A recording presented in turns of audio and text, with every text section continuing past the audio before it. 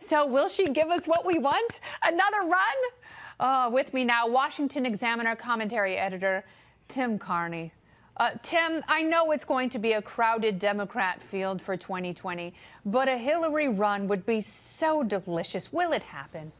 Well, here's the thing. You can never rule it out, because if you remember, you go back to 2008, after she lost to Obama, she said there was approximately 0% chance she would run again.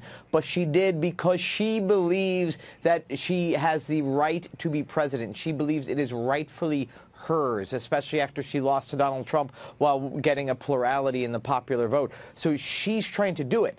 And here's the thing. Her whole inner circle is trying to talk her out of it. So she wants to run. Yes, I think you're right. I think when John Podesta goes on CNN and says she's not running, she's absolutely not running. Sure, yes, she won by 3 million votes, and right now she'd be a great president, but she's not running. I think that's wishful thinking on her part, because she wakes up every morning and she and Bill Clinton tell themselves, we are so amazing, we are so much better than everyone else, and they owe us a debt of gratitude. And she does not believe that the party has passed her by.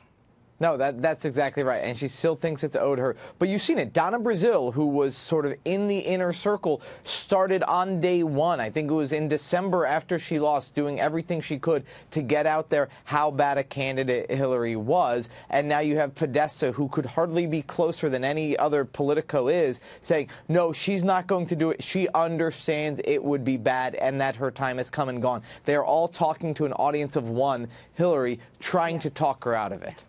She's not listening. No, it really is, and I'm always obsessed with specials about people who are driven to climb Mount Everest, because for any mountaineer, that is the ultimate goal, just like the presidency is the ultimate goal of any politician.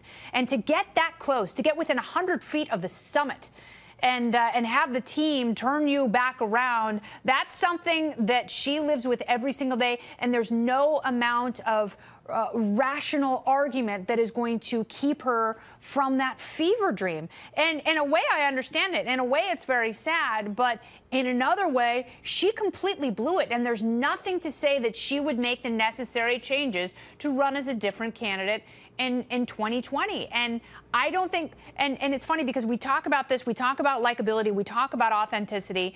Bernie Sanders is not likable. Bernie Sanders is authentic. If Hillary Clinton would actually come out and be herself and be that know-it-all crank, she might do better, but she'll never do it. No, I did like the idea of Kennedy being the campaign manager for Hillary. I do think it would be more entertaining and less painful. You wouldn't get those horrible fake Southern accents or abuela stuff that she gave us last time. But again, she doesn't have the political skill that her husband had and that Barack Obama had. And you've needed these supremely skilled Democrats to win the White House in the past. And I don't know that there's another one. She needs to come out. She's not going to. She needs to come out and say, you know what this back brace is? Humping the Democrat Party around for 15 years. I broke my back for you ingrates. But she'll never do it. She'll never admit it. Tim Carney, you're awesome. Thanks so much for being here.